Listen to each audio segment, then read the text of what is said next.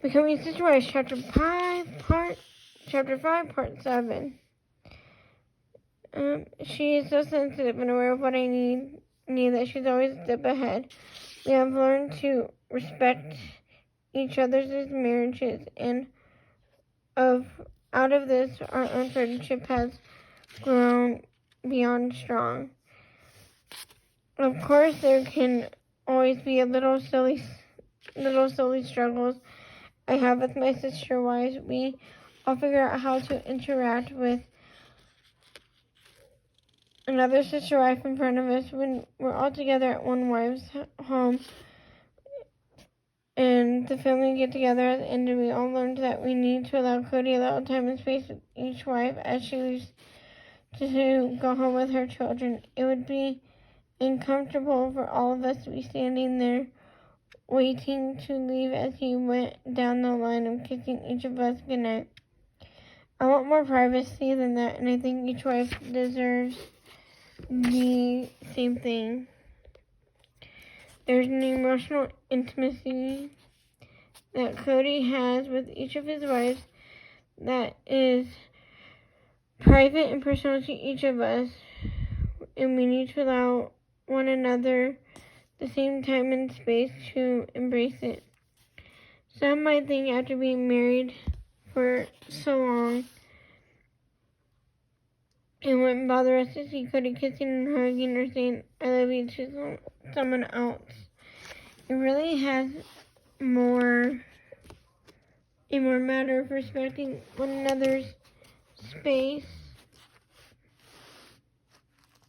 and relationships than it is of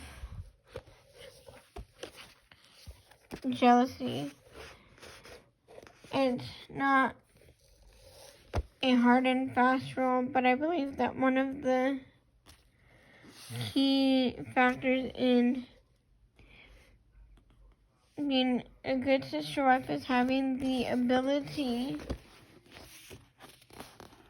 to see the needs of another sister wife and considering her needs more important than your own. I have been on both the giving and receiving end, and not only does it help build my relationship with Cody, but it strengthens my relationships with all my sister wives. Also, it is very important to allow Cody and a wife to have their own relationships and not having to be bothered with outside concerns. We have a lot of family time, and that involves all of us. But when it's time for Cody and a wife to have their own time, I make it a habit not to call him unless something extremely important. Even at that, I will usually just text him and allow him to respond when it's convenient for him. For me, it's as simple as do unto others. I wouldn't want my time with Cody to be interrupted unnecessarily, so I can make a point of respecting my sister wives' time with him equally.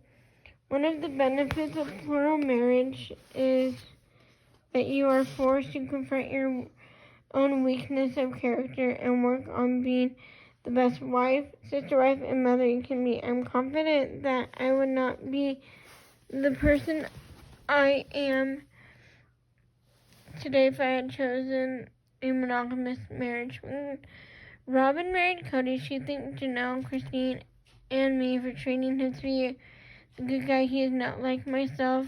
Cody is so much more emotionally mature than he was when we married, but Robin is not the sole beneficiary of this growth. After 22 years,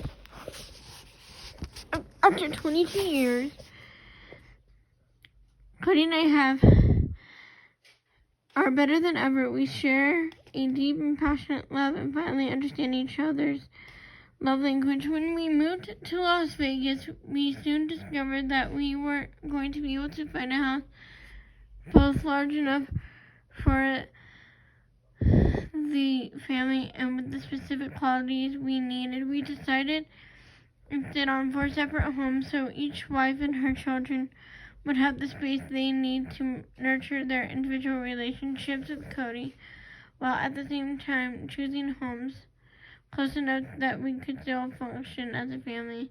While I wish for Leon's sake that they could be closer to their siblings, I really learned to love my space. Some days I want the chaos of the whole family, and some nights when Cody isn't around, I want to be able to sit and watch TV and read a book or work on a project as I want without disrupting anybody. Essentially, I have the best of both worlds since we moved to Las Vegas in our separate homes with an even busier schedule than we once had. I don't always see Cody every day. In fact, we went 5 full days without seeing each other. With the growth that our relationship has had in the past couple years, I often think of the saying, absence makes the heart grow fonder. When I do see Cody, it's all the way feels new and refreshing. We miss each other, and we are delighted to see each other. When we go to family reunions and I see my family members who are monogamous, I often wonder, how can you have your husband around all the time? When do you have time for yourself? I can't imagine their lifestyle, but then again, they can't understand mine either. I would never trade my experience with sister wives and the wonderfully large and dynamic family we share for the simplicity of monogamy. I wouldn't trade it for anything in the world. And that is the end of chapter 5. Bye!